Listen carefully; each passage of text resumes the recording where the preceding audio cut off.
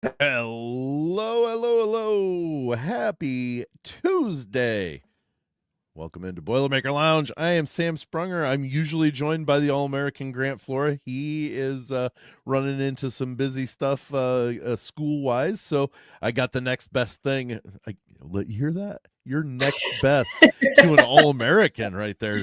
I know. We've got Dustin Schutte. Dustin, how are we, Mr. Almost All-American? I'm honorable mention. That's like when Hey, the list of all it's Americans come out and you get honorable mention, you're just like, I'll take it. I'll take that. you can So still technically call yourself an All-American, right? I could. You're not a I could be first one of those. teamer or anything, but That's right. I could be an all American reject. yeah, or an alternate. There you go. Alternate. Yeah. In I case like one of the that. All-Americans doesn't perform, you become that All-American. So All-American by proxy. There we go. I've been alternate a lot, with us on the Spell Bowl team, Ooh. dates at dances, different, just a lot of different things. I've been the alternate, so I'm used to that. Okay, so it's a position you're willing to fill. So. Yeah, Johnny on the spot, they call me. That's right. Well, an unusual game on Saturday. Dustin, Boilermakers have a very, very ugly win against Oregon, 68-64. This was a game, was 68-64, right? I had it pulled up and I just didn't. Okay. Whew. I'm like, man, did I screw that up? But anyways, no. 68-64 over the Ducks. Nate Bittle did make his return. Was that the reason why they stuck around offensive? I just don't know, because like if Nate Bittle's not there, they only score like 50 points. Yeah, I mean, I think his return was a big deal. And I don't know, like Matt Painter always talks about preparing for teams at their best, but I feel like they also kind of had to prepare for Oregon if he wasn't going to be in the mix. Right. Mm-hmm. So maybe you're looking at two different scouts. I don't know. I haven't watched enough Oregon basketball to know how much their scout changes when he's in the lineup versus when he's not. Yeah. Other than he's just a very good player. I think it's more still the issue that Purdue has problems with pick and pop bigs as opposed to just Bittle being back himself. And I know he was only 1 of 8 from 3, but his ability to stretch the floor and Purdue trying to defend that kind of created openings elsewhere. I thought Oregon had some really good ball movement throughout the day. Yes. And then early in that second half, Purdue just couldn't hit a shot. And so I think they went, what was it, the first media timeout? I think it was either 1 or 0 point. I think they scored 1 point on I was free. going to say, I think it was 1. Yeah, because I think they scored 1 during that. Because that was part of that 6-minute and 15-second stretch where they didn't score a field goal, dating back to the first or going back to the first half. So I think it was a combination of things. I do wonder, is it a positive? Sometimes I try to spin these things in positives. Is it a positive that Purdue found a way to win when they weren't shooting well? Like Matt Painter preaches about that. I think you don't want to be in that situation against a team like Oregon, considering their struggles. But are you able to turn this into a positive? Like, hey, we didn't play particularly well. We had to grind one out, and we did. We had Fletch come through in the clutch, hit a big 3, grabbed a rebound, knocked down some free throws, and we got out there with the most important thing, which is a win. Maybe that gives them some confidence moving forward. I don't know, but you can pick apart that game away, and if anybody wants to take away the negatives, I do not blame them, because there weren't a ton of positives from that game. No, you're right, but I'm the one that always tries to stick with the positives, because yes, I understand that it was not. This should not have been that close, and people that have been doing this for a lot longer than me are saying it's time to worry about Purdue. Mm-hmm.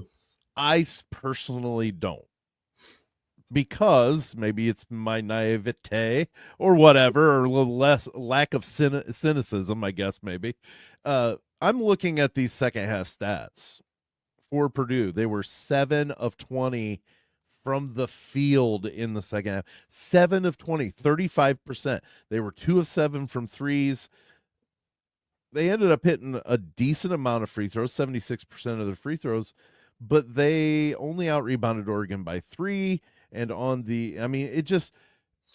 this was not a good half of basketball. and they still managed to keep Oregon from winning. Like, and people be like, well, it was Oregon, they should have won. I understand that, but Oregon was playing up to par with Purdue, and Purdue still up to par, meaning shooting about the same rate, and Purdue just found a way to win this game finally at the end. Yeah, I think one of the things that gets lost, and it's easy to look at the 8-game losing streak, and for good like you can look at that because that's a significant margin. However, what I will say is Bittle hadn't played since the 13th when they got beat by 35 by Nebraska, but Michigan only beat this team by 10. Michigan State had some trouble with them for, I don't remember if it was just the half or 30 minutes. I don't remember that far ago. So there have been, like, and they've lost. It was at least half. Yeah. It was at least halftime. They lost to Rutgers by 3 in overtime in Piscataway. Again, they gave Michigan some fits. They played well against Michigan State for a chunk of the game. 15-point loss to Washington, 16 points to you. So they have gotten beat, but it's not like they're getting beat by 35 every single game, kind of like Maryland is. So I just feel like Maryland beats Minnesota in Minnesota. Yeah, that was wild. Yeah. I don't know what. Yeah, no, I don't know what Minnesota wants to be this year. They are baffling to me. Yes, they are. But anyways, yes. Yeah, anyway, I just think that Oregon is not a good team. That's not what I'm saying. But it's not like they've gotten their doors blown off every single game in the same way that Maryland had when Purdue played Maryland. So I think that there's at least a little bit to that. Bittle was probably itching to get back. Again, I think there was a couple different scouts. Purdue didn't. I think to me, maybe the biggest area of concern is the rebounding. Like, that's not been a huge strength for Purdue in the last 5 or 6 games. At least. Put the Maryland game aside. So that has not been an advantageous thing, and that's where they're supposed to be thriving. That's what was supposed to make a big difference. Maybe that changes tonight against Nebraska, but right now, that to me is the biggest area where you're looking and saying, we've got to get better as a defensive rebounding team, because Purdue's not great on the defensive end, but you can cover up a lot of those issues if you're just able to grab some rebounds. If you're able to limit them, no matter what if they're shooting 60%, you're still, if you're limiting their offensive rebounds, they've got to make it. The pressure is on them to make the shot, or they don't get points, and the opportunities aren't there for second chance points. Let's talk. Okay, this whole first half, Purdue got to a pretty, I think they had a 9-point lead on multiple occasions, maybe during that first half, and then Oregon goes on I believe a 6-0 run to end the half, to get it to 2, right? Yep. Because it was 8 points, and they went on a 6.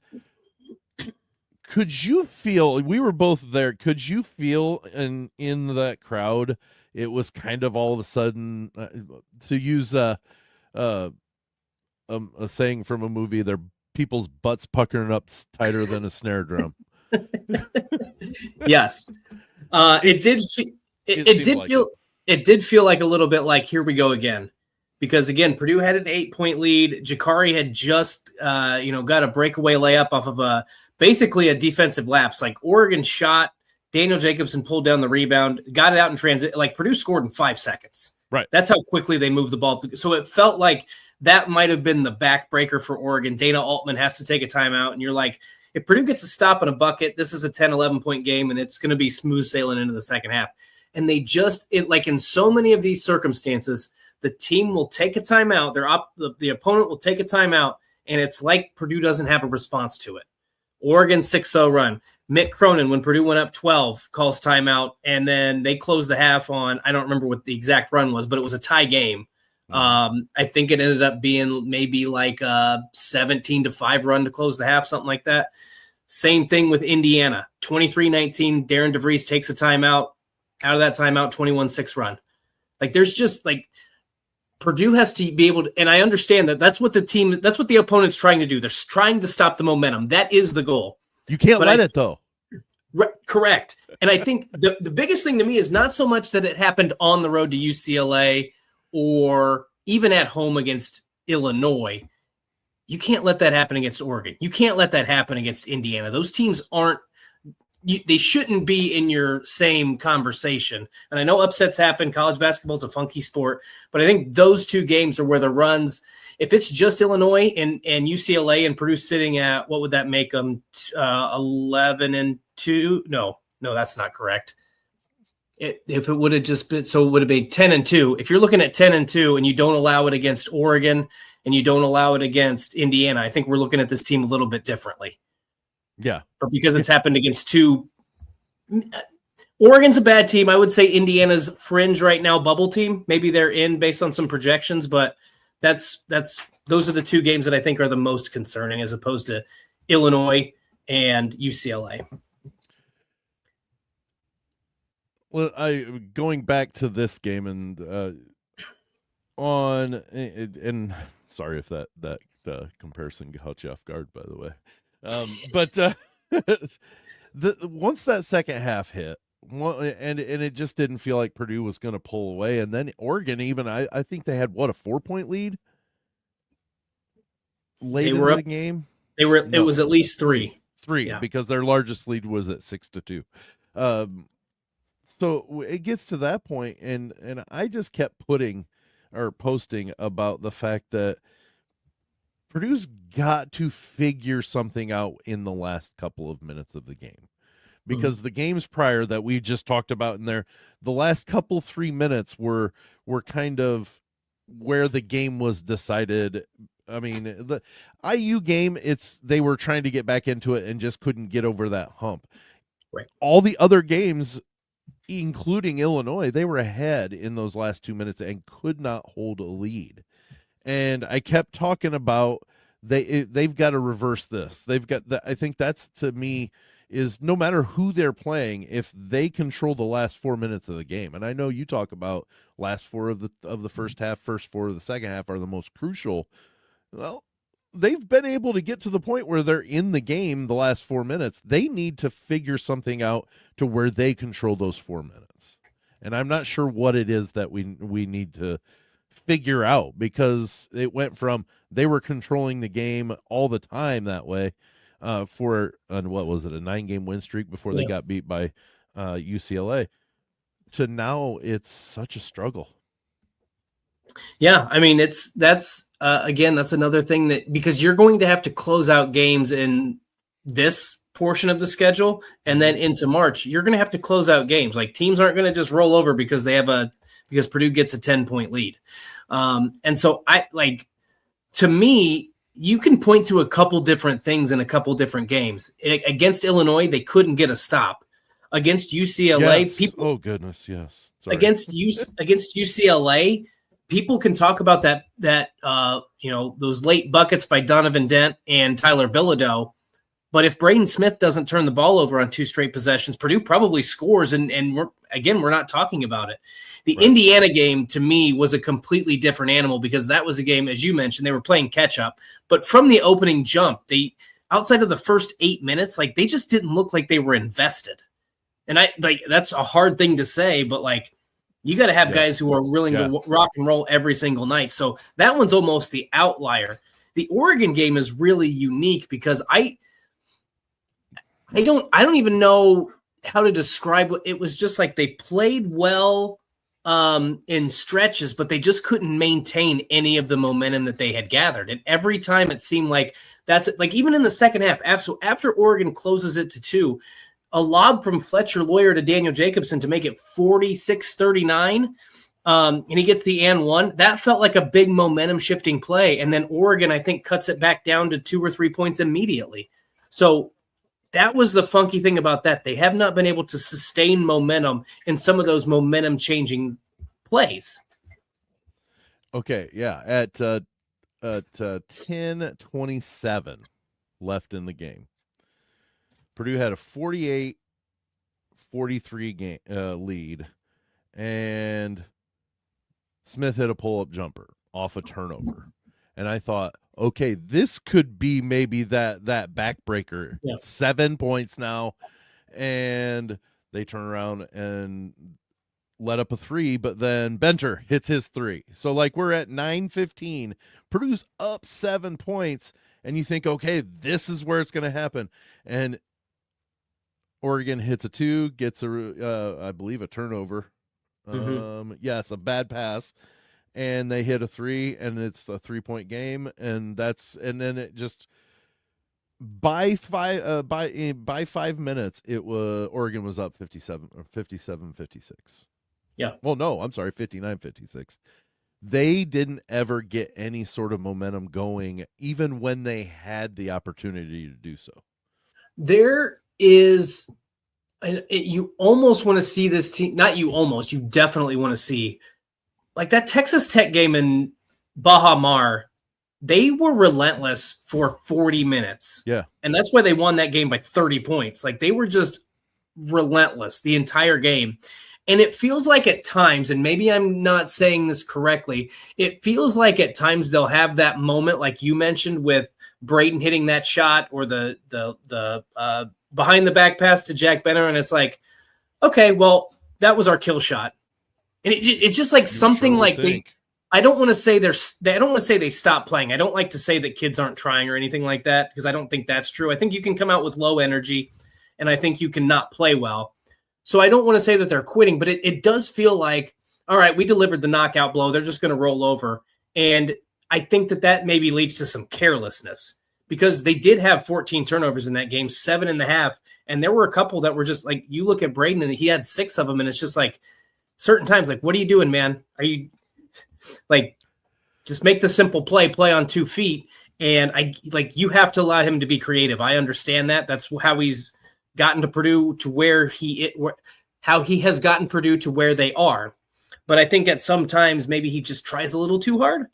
So I'm not putting this on Braden Smith. I'm just saying like you saw a play where Omer Meyer had the ball and I think he ended up getting a foul call, but was standing out near the midcourt line, just holding the ball straight up in the air and 2 Ducks came over and that could have very easily been a jump ball. Fletcher had a bad play close to the baseline where he just lost the basketball.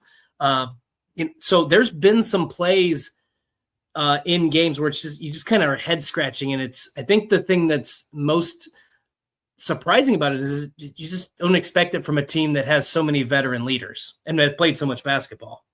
And it may be damning, and for me to say this to my people's personal thoughts about me, I still have faith in them. Like, I know these guys are capable. Well, no, that's what I'm saying, though. There's some people that the sky is falling and Purdue is garbage. This team, I talked about this during the post-game show with you, and every team in the Big Ten, play, has struggled with a team that they should beat. Yeah. This is the first one that Purdue had. All of their games that they lost are quad 1 losses. This would have been a quad 3 loss. So it was a major loss if Purdue would have lost this game. Right.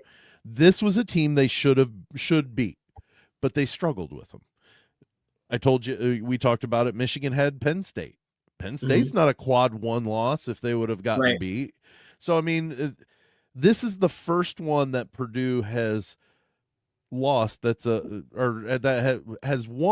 win had to fight and struggle to win, but still did. You know, I mean, it's a team they should have beat, but I'm not concerned. I have concerns.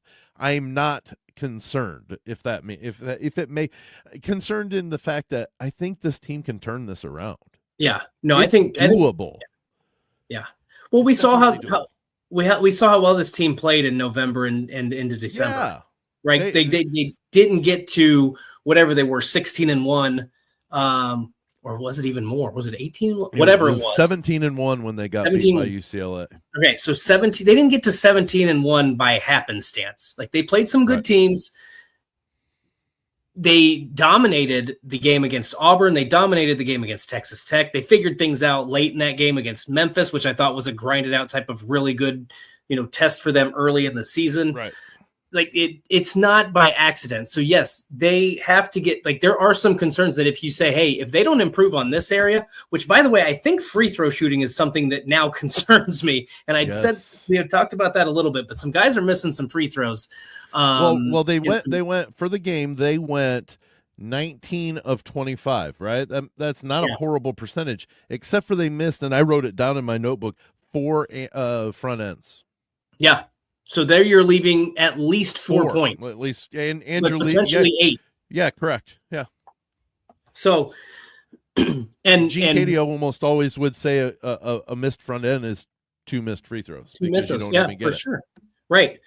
And there were some, it seemed like when they missed free throws, some of them were in those key situations too. So yes, there are some concerns where you say, if Purdue doesn't get this figured out, it's going to be problematic down the road. But I understand what you're also saying, where it's not like, I think if you say you're concerned about Purdue, that means you don't know that you don't have faith that they can turn it around. And I do still think that this team has a lot of talent. They do have the ability to turn around. And look, the other part of this, Sam, that we haven't talked about is they didn't play for 5 or 6 days, which they needed the rest. So might have been a little rust. And then guess what they've got coming up? The most treacherous 5-game stretch. I'm still not throwing Ohio State in there. The most treacherous 5-game stretch on the calendar that includes 3 top 10 teams, probably all 5 tournament teams, and an in-state rival. 2 of those are on the road. 3 of this is probably what they've been focusing on for a couple games now, and it just makes me think that they're 18 to 21-year-olds. They probably did buy into the hype, we'll beat Maryland or we'll beat Oregon by 20 points, no problem at home, and then we're going to go in and we got something to prove in these next 5 games. I think that that's really a logical thing for 18 to 22-year-olds to think. And that's what I was getting at is I have concerns, just exactly like you said, that if they don't, they down the road will be major concerns and be damning almost. But the fact that they underperformed but still got a win, yes, against a lesser Oregon team, that is not as much of a concern because I saw the open shots that weren't hit. I saw the open, there were some point blanks. They're under a little duress, but some point blanks. They weren't getting some of the calls that they felt they should be getting. And you're going to have that every game, but this one kind of stood out. There were multiples I was like, ooh, that could have, and then a few calls that were like, how was that a foul, really? Yeah. It just didn't make sense. I'm not saying that I'm just saying that I saw all of those things and they still managed to get the W. That's the big main thing. They're still winning ball games, finding ways to do it. Do you know what's my brother and I were actually talking about this the other day as I was driving home. I think part of the problem is, and I wonder if anybody would be, I shouldn't say anybody because you're always going to have outliers, but if this team was preseason 15 or 16 and you're 19-4 and 9-3 in the Big Ten, is anybody really, I mean, I think you're still concerned by the way they beat Oregon. I'm not saying that you wouldn't, but I think if you came in preseason 15 and you're sitting at, ranked 12 or 13 in the country and you're 19-4, 9-3 in the Big Ten, you'd say, all right, they had an off night and we just move on and we got some big games coming up. But because of look, there's a reason Purdue was predicted to win the Big Ten, get to the Final Four, compete for a national championship. I think that expectation is also the reason why a lot of people are hitting the panic button, because as we talked about this season, it's not Final Four or bust. It's been national championship or bust since the beginning of the year. Yeah. Yeah. And you're not wrong at all. And luckily I have a silver lining mentality, Dustin, because I've never once yet felt, oh my gosh, the sky's falling. I'll do that when the last game gets lost. If the last game gets lost, that's when I go, oh, the sky's falling. Well, I was gonna say, is there so I don't know how much more time you wanted to spend on Oregon. I have a little bit. I had one thing I wanted to say too, but go ahead. Well, I was just gonna ask you, is there any scenario that plays out for you tonight where they lose to Nebraska where you think, I don't want to say sky is falling, but then your concerns maybe grow exponentially?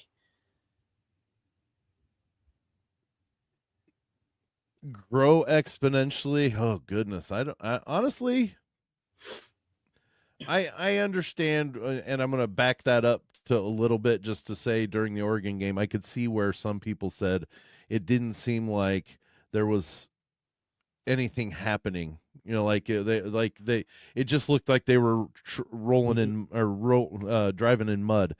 I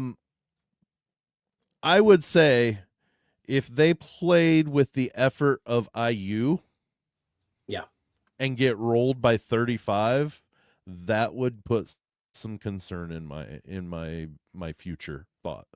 If they show up and they play like Illinois against Illinois and they get beat, I'm going to be not. I won't be happy with the loss, but I'll be happy with the performance. You know what I mean? Right. No, so, I think that's that's how. Yeah, this is the answer I'm looking for, because there's to me, I think at times, and I don't know, I'm not in the locker room, I think that there's been people that have maybe questioned the connectivity of this team. And I'm not in the locker room. I don't know. I'm sure that it's not, you're with these guys. I mean, some of these guys have played together 4 years. I'm sure it's like being in a house full of, siblings. You probably irritate each other to a certain extent. And maybe so I think my point was going to be exactly that. If they come out and they look like they did against Indiana and you just get walloped, then I'm starting to have some concerns about the team chemistry and the connectedness. Yep. If they go out and just get beat, then they get beat. Like, again, you wanted to win. Purdue wanted to win the Big Ten, but ultimately the goal is to perform well in March. You have still 4 games. You have a lot of games, but if this 5-game stretch, you still have 4 games where you can go out and prove and say, hey, we can still beat anybody in the country. We just let this one slip away. Absolutely. And I had 2 things. One's real short, and the other one is a did you see, because I only saw it off the replays. This is the second time that I can remember. It might have been 3 times in this stretch of games where Purdue's kind of struggled, getting things around, and in the middle of the losing streak, that Braden Smith's had more turnovers than he has had assists. And I don't know if, that kind of, I think it might have kind of even piggybacked then, or what you're saying, how, kind of that connectivity is not, maybe not there. I've seen people say, well, you can see by the body language that the team doesn't appreciate Braden Smith. And I'm like, I don't know that that's it. I think it's something else, that it's just happening. Yeah. But like, this is the second time that he's out turnovered his assists during this stretch. And I think he gave a decent answer now on Saturday was, I just got to suck it up and get better, and make it and keep making the right decision. So here's what I'll say, because this happened, was it the Minnesota game? I think it might have been, where he got really frustrated with Daniel Jacobson and maybe someone else. I don't recall. And he said something to him.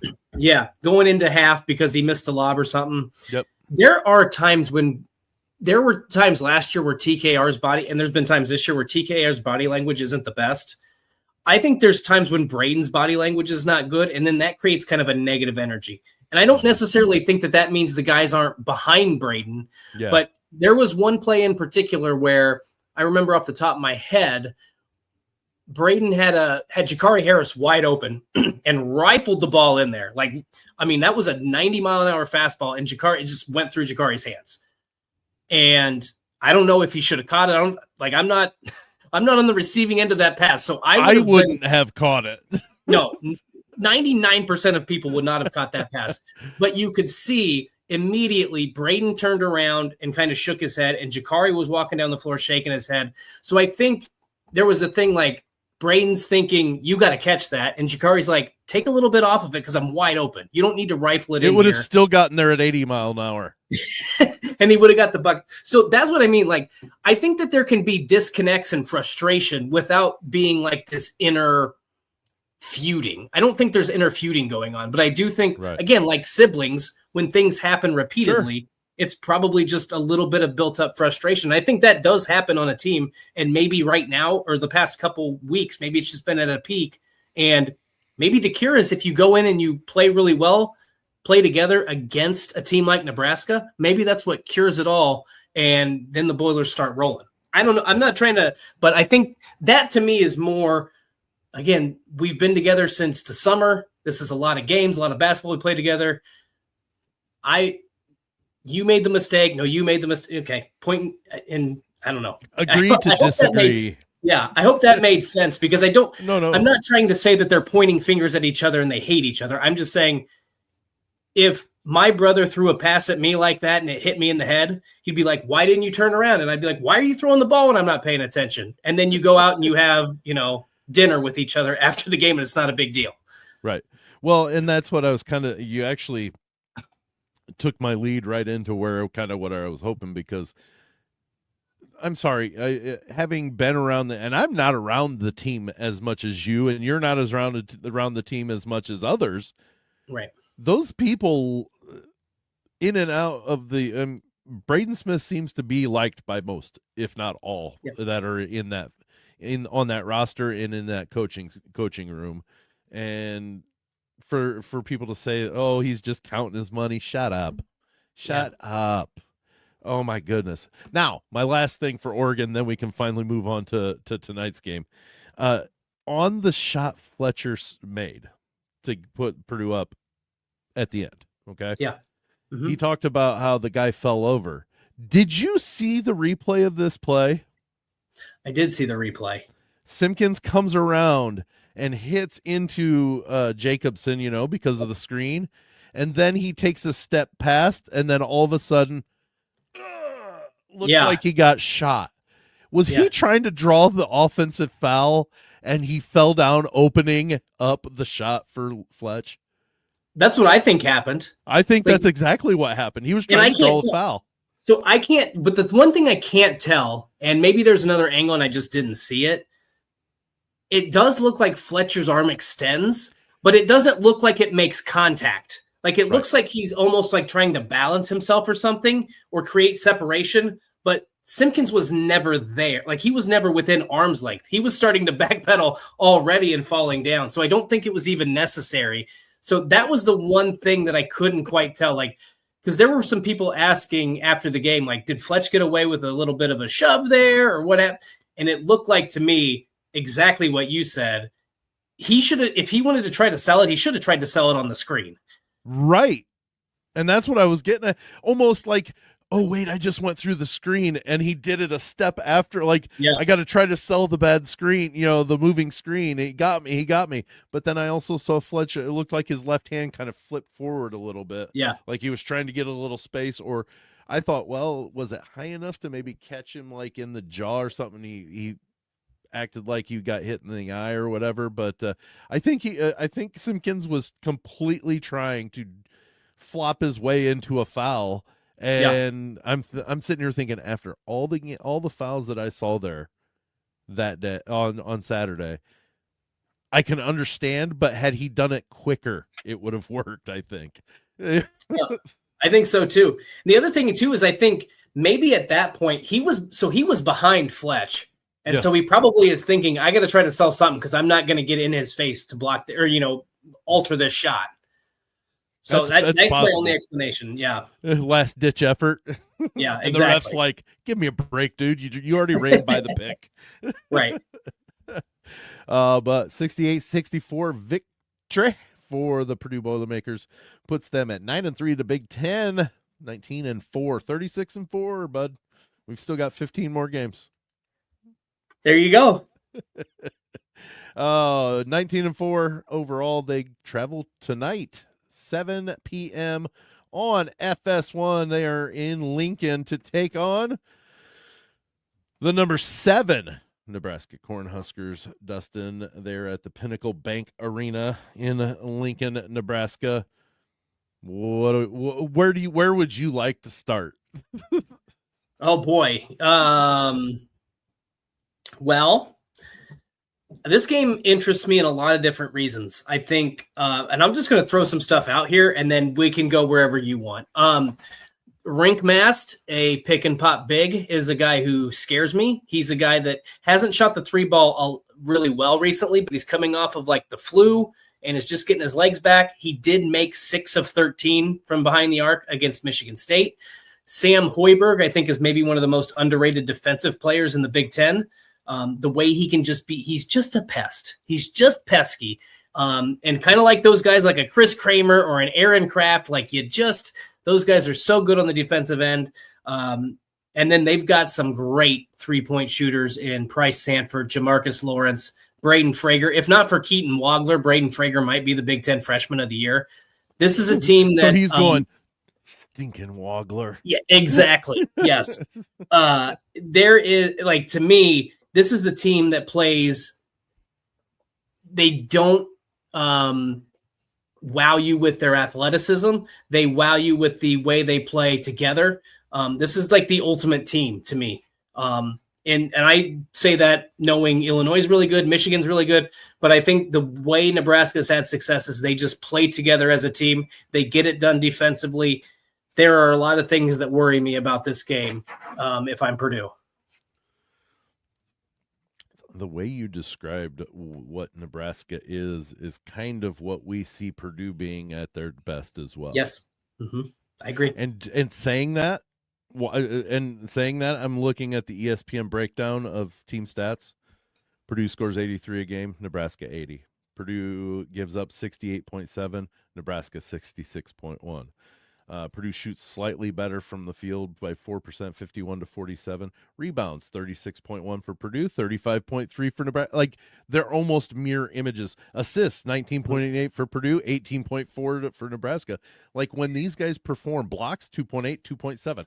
You know, I mean, they almost break down. Like, this is basically saying what they've been this year, they're almost the same team. Now, don't get me wrong, there are differences. Nebraska hasn't hit this slot, and maybe they have. They started the league out at 10-0. So I mean, weren't they, or were they 9? No, they were 10-0. They've lost, or were they 9-0? Have they lost 2 in a row, or did they lost 2 of 3? They got to 20-0, and so they're 1. How many non-conference games? Okay, they're 1 and 2 since. They're 21-2 overall. Okay, yeah. So like. But Purdue's 19-4, so like they have comparable records even. Like so it's very possible that Purdue plays their game, that we know what they can do, and Nebraska plays theirs, and it's 95-94 in overtime. So this is to me where the game's going to be. The game can be won and lost in a lot of areas. Well, and I kind of throw this out, and I've learned this from Matt Painter. So thank you, Coach, for teaching me. Sometimes teams just hit shots, and there's nothing you can do. So if either team just makes shots, I'm going to throw that out the window, though. Let's pretend that they both shoot around their average and not 60% from 3. One of the things that Purdue should have an advantage on, Sam. I'm going to say it one more time, should have the advantage. Purdue should have this advantage. Go ahead. Is the rebounding, because they've got the size advantage with Oscar Clough, Trey Kaufman-Renn, and Daniel Jacobson. However, where they have struggled is with teams that shoot a lot of threes, and it creates those longer rebounds, and opponents can get those offensive boards and get second chance opportunities. That's what I know. Illinois hit a lot of shots, but they crushed Purdue on the offensive glass. And I know that's a longer team and they're a better rebounding team, but you've got to be able to finish off those rebounds and get the ball going in the other direction. Nebraska shoots the third most threes in the Big Ten behind Wisconsin and Illinois, and they shoot it at a 35.7% clip. Do I have that exactly right? I don't know. I don't have. Oh, I thought you had it up. I had the team stat, just the ones on the main page. Let me pull it up. Oh, darn it. Just the main page. Hold on. You give me 15 seconds, and I'll have that for you here in just a minute. So, or in play that the Jeopardy time. song. Their team 3-point. That gives me just the totals. Where's the percentage? Oh, there it is. 35.7%. Nailed it. Dustin. Don't even have the stats up in front of me. So, point being I is do, and it took me a minute to find it. So let's assume they shoot around 35%. That's going to be, a tough night for Purdue. But the ones they miss, Purdue has got to get those rebounds. Right. They should have the advantage with Clough and Jacobson and Trey Kaufman-Renn. Maybe some of your guards can rebound the basketball in this game, but you can't give them second chance opportunities. When that shot goes up, you got to crash the glass, and that's been a real issue these last couple games, as we've already talked about. So that, to me, if Purdue if they can clean up some things on the glass, they're going to be they'll put themselves in a good spot to win the game. Is this a game where going small would be advantageous? Yeah, that's a great question. That is, and I'm not saying the whole game. I'm just saying at times to try to force. Yep. Because do you know what is so? It's a good question. Because then you're going to put Trey Kaufman-Renn on rank, and it's not like rank Mast is 7-1. Like he's not he and Trey Kaufman-Renn are essentially the same size. So if Trey could be able to move with Mast around the perimeter, I think it gives him a benefit because Jack Benner can move then too, and he can get around the basketball. So I don't hate that idea. The one thing that I noticed, and I go back to the Maryland game, Daniel Jacobson's length might be able to give them some problems in terms of those longer rebounds. If he can tip those out, I'm not saying just tip it around. I'm saying get like one of those productive tips where you tip it out to Fletch or tip it to Braden or whoever's near you, or if you're able to just grab it. So I would say this could be, now we'll see, because Oscar hasn't played particularly well. This could be a small ball lineup type, or you see a lot of Daniel Jacobson over Oscar Clough, in my opinion, because of that advantage that Jacobson's length gives you. It's a good point. And so I would say, having seen how Coach Painter likes the big man along with TKR, that I'm betting it may be one of those that if Oscar isn't cutting it, he gets him out and see what we do with Jacobson, honestly. And then if that doesn't work, I'm guessing small ball may be option 3 because he wants the big man in there if possible, because of anything, it creates the advantage for us as well, or, for Purdue as well. Right. And I think what I'm going to look at, because you bring up a good point, like I don't think Nebraska is freakishly tall or long. Like I think they're comparable to Purdue, to where if you were to put Trey at the 5 and Benner at the 4, I feel like you would be in a decent spot. So they go Bjerke Buchtengel 6'10". Let's see, Braden Frager 6'7". What's that? Mast is 6'10". Mast is 6'10". Hoiberg is 6 foot. Cale Jacobson 6'4". Jamarcus Lawrence 6'3". Price Sanford 6'7". Price Sanford is probably going to be the one that gives them the most fits. So if you feel good about, like I would, Jack Benner feels like a good matchup. I know they'll probably go CJ Cox on him early and maybe Jakari, but Jack Benner I feel like might be a decent matchup for Price Sanford. I don't disagree, and see, that's just it. We Boilermakers have enough that they can pick and they can try to do some matchups, and that they should be advantageous. They are not, or at least counteractive. They counteract what that person provides, but that's the criticism that a lot of Purdue's biggest issue is, they always switch, so they're always getting mismatches, or they can't guard the pick and pop.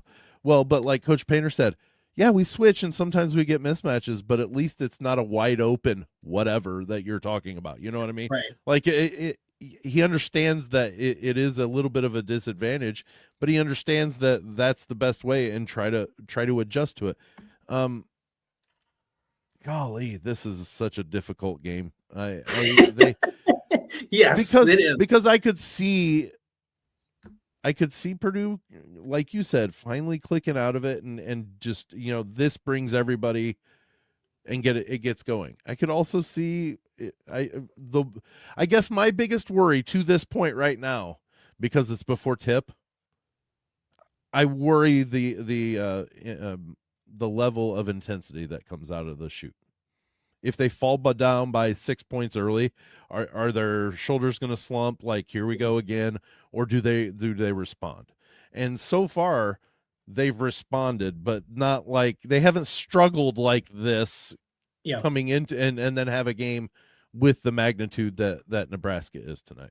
Right. Well, and I would say, so we talked a lot about the small ball or potentially playing Jacobson, and that's almost a strictly defensive philosophy. And the reason I wonder if Purdue would not do that is if you can get Oscar Clough and Trey Kaufman, again, Purdue should have an advantage on the interior. And Nebraska, like Purdue, likes to double the post. So either if you can get Fletcher and CJ and Jakar and some of those guys going from the perimeter, then that's great.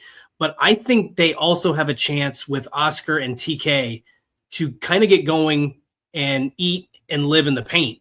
Mm-hmm. And so that's where, if you could get an Oscar, like he was playing in November, if you can get Oscar Clough established early and TK established early where they're getting good looks, and if they're not there, they're kicking it out to Fletch, who's getting a wide open three. Even if you're not hitting those shots, that's an offensive advantage, because then Clough and TK are around the basket and hopefully at least giving themselves a chance at an offensive rebound.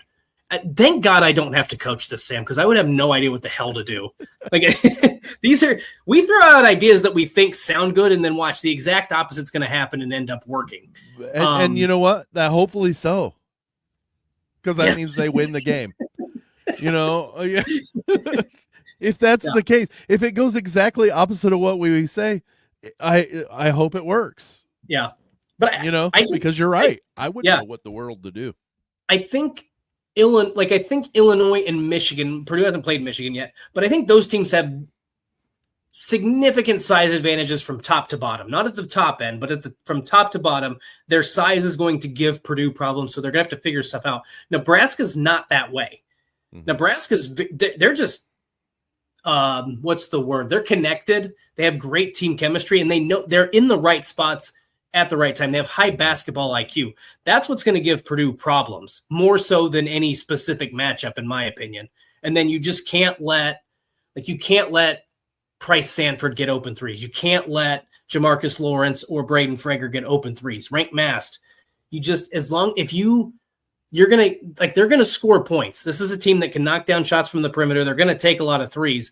But if you can limit those second chance opportunities, and then also, get a hand in their face for a majority of those 3-point attempts, that's what Purdue wants, because that's going to be your best chance. I don't think Nebraska can live in the paint in this game.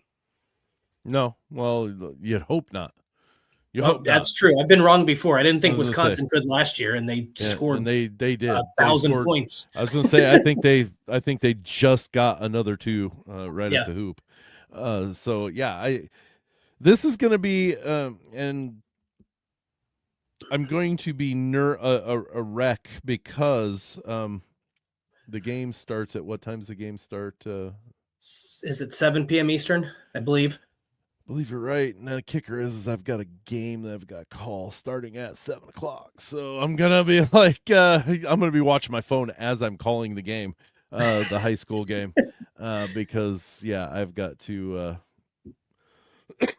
call that game. But 7:00, FS1. I was also trying to find it on the channel, and FS1.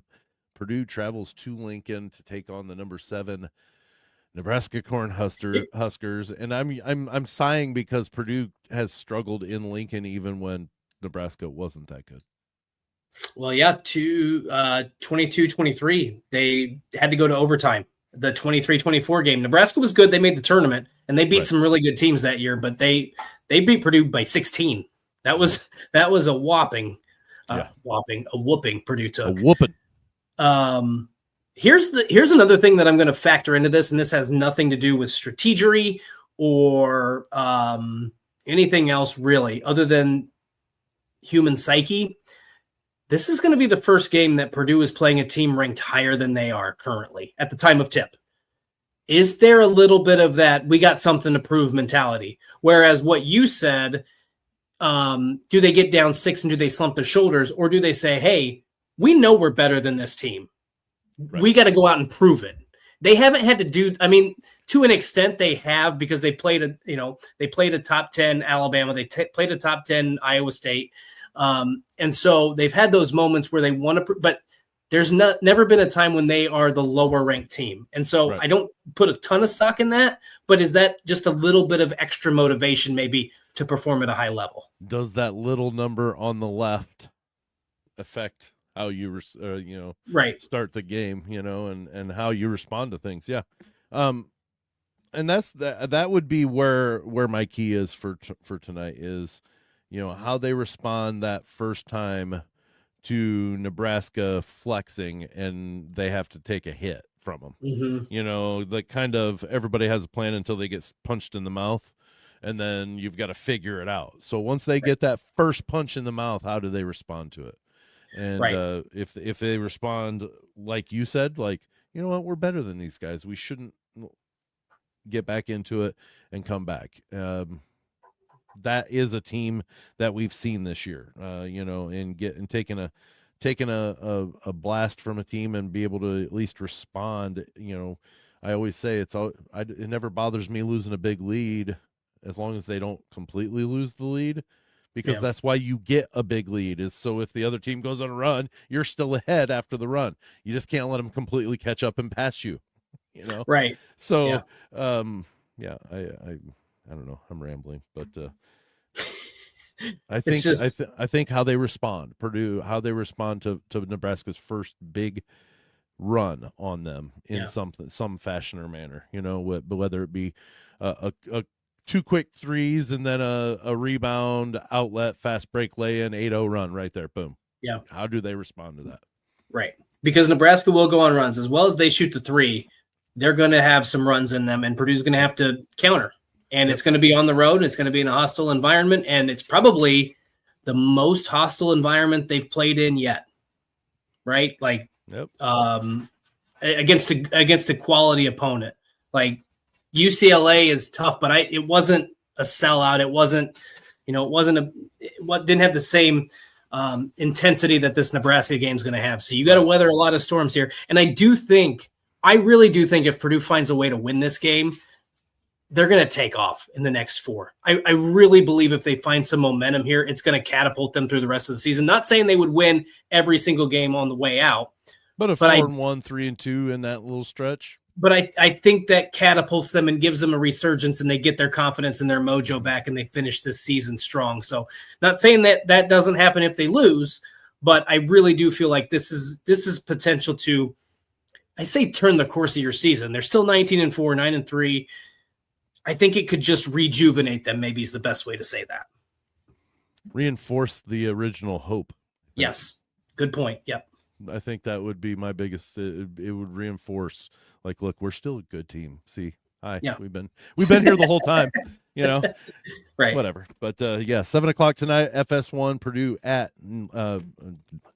Nebraska, number 13 Purdue at number 7 Nebraska. Purdue drops in the rankings after winning a game, but I guess they got punished for the struggle against Oregon. That's fine. I don't care. It's just a little number on the left side of the team. That's right. But all right. Well, that brings us to the end of this episode of Boilermaker Lounge. Dustin, enjoy the game tonight. I hope to. I don't know. I'm just letting everybody know I might not be on the post game. It's going to have to be you and Grant. Hopefully Grant is prepared for that. He's not here right now, but hopefully he knows he's doing the post game. But thanks for filling in for the All-American there. Not a problem. Always happy to help. All right. Well, thank you very much, everybody, for tuning in to Boilermaker Lounge. Enjoy the game tonight, and we'll see you on Friday.